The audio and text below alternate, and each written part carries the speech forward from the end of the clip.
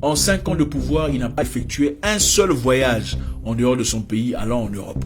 En 5 ans de pouvoir, pas un seul voyage pour aller en Europe, pour aller voir des investisseurs. Il n'a pas fait tout ça là.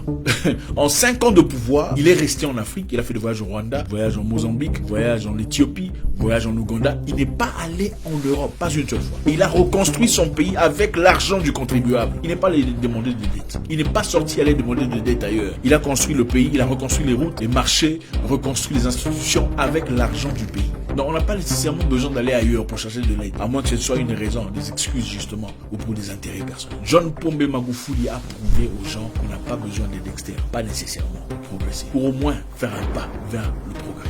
Pas un seul voyage. Pendant ce temps, comme vous le savez, beaucoup de gens sans capacité cérébrale, mieux que vous, sont bien assis en politique. Ils sont députés, on les voit, ministres, des gens qui ne sont pas nécessairement mieux que vous. Comprenons dans quelle direction nous allons. Comment est-il mort?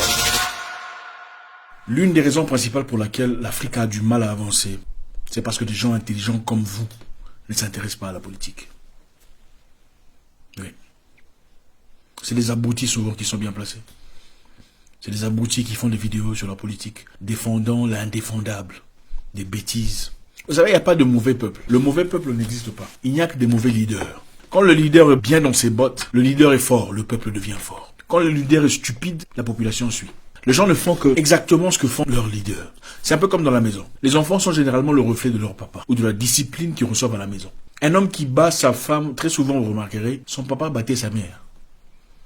Ou n'a jamais eu de papa carrément. Le peuple reflète l'image du leader. Quelqu'un disait, chaque peuple reçoit le leader qu'il mérite. Ce n'est pas faux. C'est très facile d'accuser le leader, oubliant que le leader fait partie simplement du peuple, de la mentalité du peuple. Aujourd'hui, on va parler d'un sujet très intéressant, John Pombe Magufuli, l'ex-président tanzanien, paix à son âme, que beaucoup connaissent et certains ne connaissent peut-être pas. Aujourd'hui, en son honneur, nous allons développer un sujet à son égard pour montrer combien c'était un homme extraordinaire, un président avant-gardiste, considéré par beaucoup comme le meilleur président de l'Afrique, en tout cas de son ère, et peut-être le deuxième après Sankara de tout le temps. On va voir dans quelques éléments, on a prévu 10, mais ça sera peut-être plus ou peut-être moins. Qu'est-ce qui particularise ou particularisait John Pombe Magufuli? Pourquoi était-il extraordinaire? On y va. En 2015, John Pombe Magufuli, le président tanzanien, l'ex-président tanzanien, entre au pouvoir. Et on organise une fête annuelle, la fête de l'indépendance, que vous connaissez certainement chez vous aussi. La fête que les Africains ont chaque année pour célébrer leur indépendance, entre parenthèses. Une indépendance inexistante. Bref. Pour organiser la fête de l'indépendance, il fallait dépenser beaucoup d'argent pour faire la fête, évidemment. Et John Pombe Magufuli dit niet.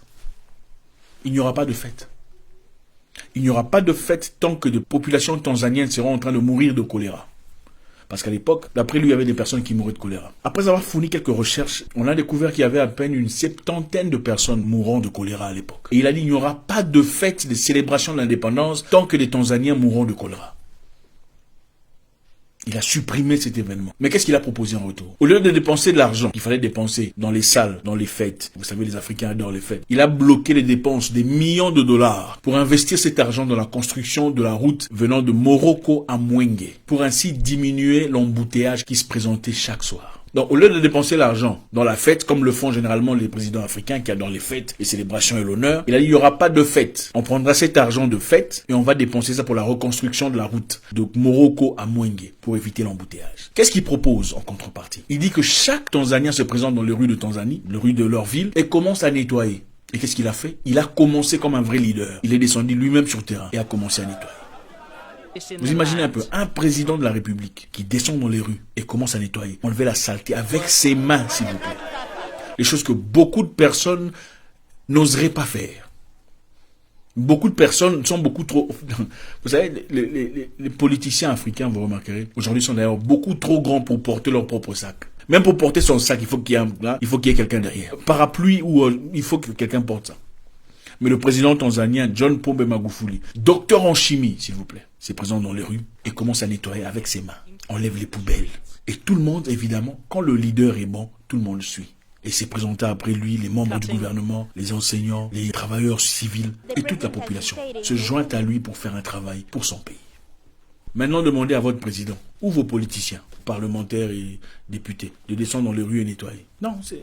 Comment voulez-vous que la population respecte la propreté, l'hygiène, la salubrité mentale et physique si les politiciens ne peuvent pas montrer le chemin? Ce n'est pas le peuple. Le leadership est très important. Les enfants ne font que ce que le papa fait. Le président tanzanien John Pombe Magufuli, mon président, que je respecterai pour toujours, a banni tous les vols, tout déplacement international des membres du gouvernement. C'est-à-dire tout déplacement international, tout vol international banni complètement. Pourquoi? Parce qu'il se dit, pourquoi envoyer des gens à l'étranger si nous avons des représentants à l'étranger? C'est-à-dire s'il y a des choses à faire à l'étranger, appelez l'ambassadeur. Demandez à l'ambassadeur d'effectuer ce qu'il a effectué comme négociation, comme discussion avec leur contrepartie, leurs collaborateurs à l'étranger. Il dit qu'il n'y aura plus de voyage international des membres du gouvernement. Vous savez, dans beaucoup de pays, les gens n'attendent que ça. Avec un petit rien là, on veut aller faire un voyage en Suisse, on veut faire aller voyage en France. Les membres du gouvernement, de manière très inutile, vont en Suisse, vont en France avec l'argent du contribuable. John Pombe Magufuli bannit les voyages internationaux pour préserver l'argent du contribuable. Il dit pour tout voyage international, faites appel à l'ambassadeur pour vous représenter. Ou si c'est nécessaire, si c'est urgent, si c'est sine qua non, alors il faudrait une autorisation officielle, soit de lui-même, de son adjoint, tierce personne qui était consacrée à cet égard. Le 31 novembre 2015, 50 membres du gouvernement tanzanien partaient en voyage de Commonwealth. Commonwealth, c'est l'ensemble des pays colonisés par la Grande-Bretagne qui se réunissent toujours, ils ont leur organisation. Vous savez. Alors, 50 personnes, membres du gouvernement, étaient censées partir dans ce voyage. Il a réduit cette délégation à 4 personnes. De 50 à 4. Imaginez-vous. Donc, vous savez, les Noirs, quand ils vont en voyage, c'est souvent conseiller numéro 1, deuxième conseiller chargé de la troisième conseiller chargé des papiers, cinquième conseiller chargé des filatures. En fait, le nombre de conseillers est incroyable. Il a réduit de 50 personnes à 4 personnes. C'est un peu comme ce qu'on voit très souvent dans certains pays ici d'Afrique. Les sportifs sont censés partir faire leurs prestations de sport, mais les sportifs ne partent pas. Ceux qui partent sont les membres de famille des gens de l'organisation du sport, qui vont finalement se tailler ou se tirer et ne plus jamais rentrer. Incroyable. John Magufuli a méticuleusement transformé cela. De 50 personnes à 4 personnes de délégation. Il a aussi banni les voyages en première classe. C'est-à-dire, vous voulez faire un voyage à l'étranger, pas besoin de partir en première classe ou business class. Tout le monde, économie. Et ça me rappelle le grand Thomas Sankara, qui disait que vous soyez en première classe ou en économie. Quand l'avion décolle, bon, c'est tout le monde qui décolle, hein. Et quand l'avion atterrit, tout le monde atterrit à la fois. Et c'était ça le concept de John Pombe Magufuli, dans le but de garder, d'économiser de l'argent. Il a ainsi économisé des millions de dollars en tickets, en logements, en nourriture, en per diem. Tout le monde partait en économie. En tout cas, parmi les membres du gouvernement. Les seules personnes qui pouvaient voyager en first ou business class, c'était le président lui-même, son adjoint, le vice-président et le premier ministre. Voilà comment a procédé John Magufuli pour changer la mentalité des Tanzaniens. Bulldozer, John Pombe Magufuli a interdit tout rassemblement, réunion ou fêtard ou tout meeting des membres du gouvernement dans les hôtels chers. Vous savez, les Africains, ils adorent ça. Quand on fait partie du gouvernement, où on est député, on va se réunir dans certains endroits. Les endroits les plus huppés de la ville. Évidemment, on ne paye pas de son argent. C'est l'argent du contribuable. Il a interdit tout ce fait. Vous voulez faire des réunions, des meetings, des rassemblements, faites-les dans vos bureaux. Vous avez des salles de réunion. Épargnant ainsi le pays des dépenses inutiles dans les boissons, les champagnes. Vous savez comment ça se passe. La nourriture, les gâteaux. Pendant qu'il y a beaucoup de gens qui souffrent, qui ont véritablement besoin d'aide. Et cet argent pourrait servir de tremplin pour changer leur situation. Il a dit, si vous êtes politicien et que vous avez faim, mangez à la maison.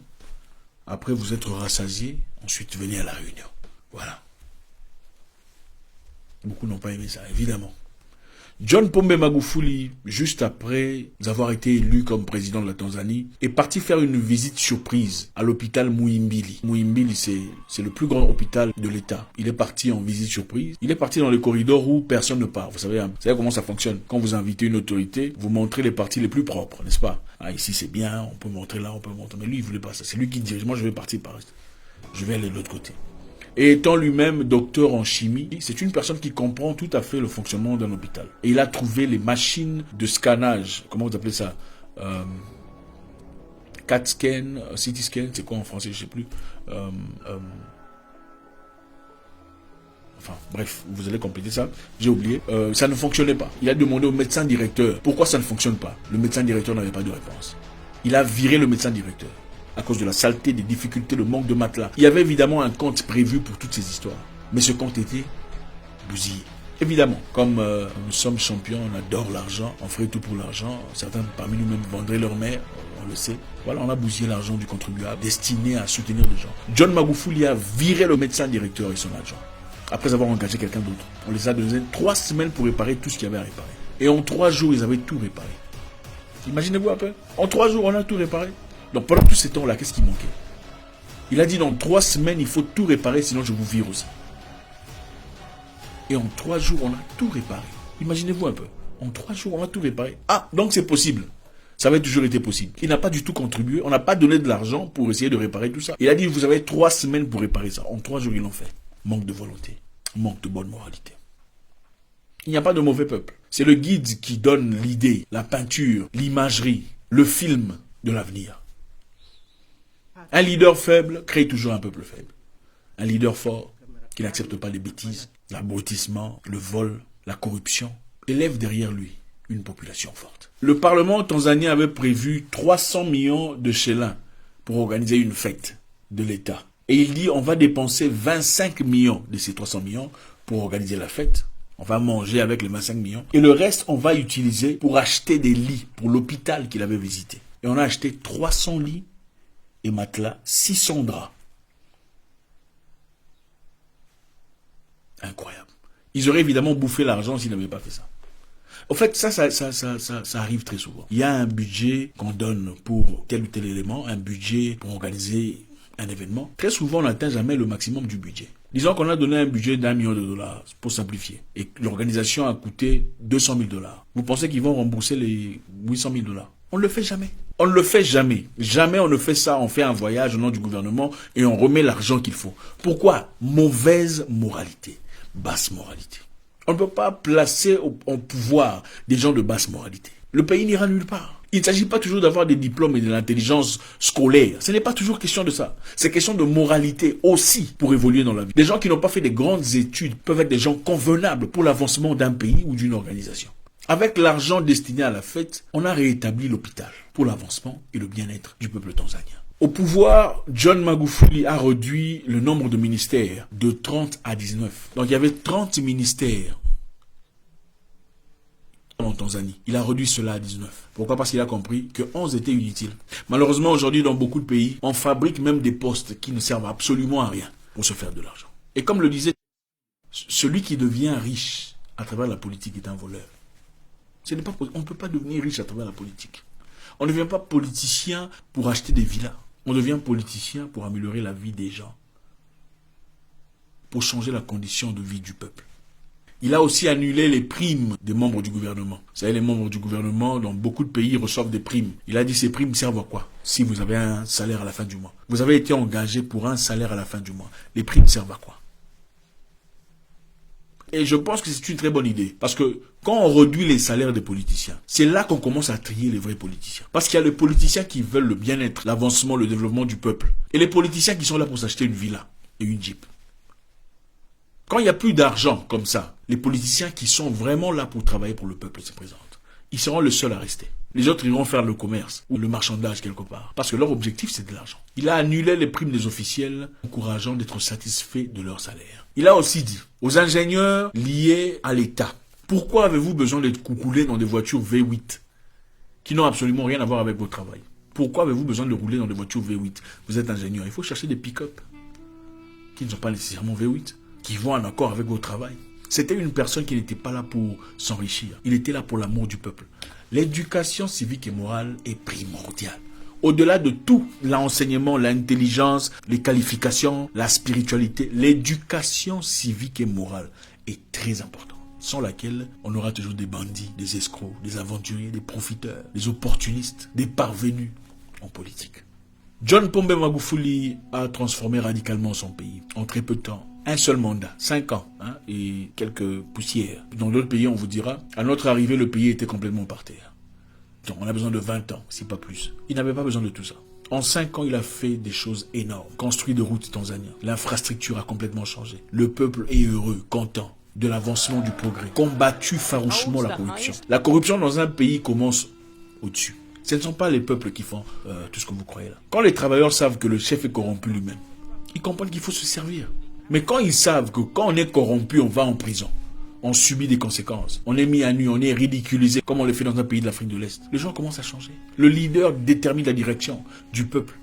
John Pombe Magufuli, comme vous le savez, était une personne qui remettait tout en question. Avec l'événement qui s'est passé récemment, vous connaissez très bien, je ne donnerai pas les détails, il a refusé de s'incliner à l'idée internationale. voulant ainsi préserver l'intégrité de son peuple et leur indépendance mentale, qui est très important pour la libération d'une nation. Aujourd'hui, nous le célébrons, John Pombe Magufuli, le meilleur président d'Afrique de sa génération. Et pour beaucoup, juste après Thomas Sankara. Beaucoup de gens souhaiteraient avoir des présidents un homme qui ne s'exprimait qu'en Swahili. Il n'avait pas de complexe, oh, la papier, les travails. Il n'a pas de complexe d'articles, tout ça, comme les francophones, les francolâtres. Il s'exprimait tout le temps en Swahili, sa langue maternelle, pour valoriser sa nation. En 5 ans de pouvoir, il n'a pas effectué un seul voyage en dehors de son pays allant en Europe. En 5 ans de pouvoir, pas un seul voyage pour aller en Europe, pour aller voir des investisseurs. Il n'a pas fait tout ça là. En 5 ans de pouvoir, il est resté en Afrique. Il a fait des voyages au Rwanda, voyage en Mozambique, voyage en Éthiopie, voyage en Ouganda. Il n'est pas allé en Europe. Pas une seule fois. Et il a reconstruit son pays avec l'argent du contribuable. Il n'est pas sorti aller demander de dette ailleurs. Il a construit le pays, il a reconstruit les routes, les marchés, reconstruit les institutions avec l'argent du pays. John Pombe Magufuli a prouvé aux gens qu'on n'a pas besoin d'aide externe, pas nécessairement, pour progresser. Pour au moins faire un pas vers le progrès. Pas un seul voyage hors d'Afrique. Pendant ce temps, comme vous le savez, il y a des gens qui ont trouvé la politique comme une opportunité de voyager. Ah, finalement, je verrai la Tunisie. Finalement, je verrai Singapour. Ce ne sont pas les raisons pour lesquelles on est en politique. L'une des raisons pour lesquelles l'Afrique souffre aujourd'hui, c'est parce que vous, les gens intelligents, ne dites rien. Vous n'êtes pas impliqués. Vous, les gens intelligents, êtes absents de la scène. Si vous ne vous occupez pas de la politique s'occupera de votre avenir. Il y a beaucoup de gens moins intelligents qui sont associés à ces instrumentations. Beaucoup de gens sans capacité cérébrale, mieux que vous, sont bien assis en politique. Ils sont députés, on les voit. Ministres. Des gens qui ne sont pas nécessairement mieux que vous. Absolument pas. Soyons impliqués. Comprenons dans quelle direction nous allons. Comment est-il mort? Je ne pourrai malheureusement pas vous le dire. Tout ce qu'on sait qu'il s'est opposé au statu quo. Et il n'a pas eu froid aux yeux pour dire non. Docteur Pombe Magufuli. Un homme fort, un homme de foi. Un homme de bonne moralité.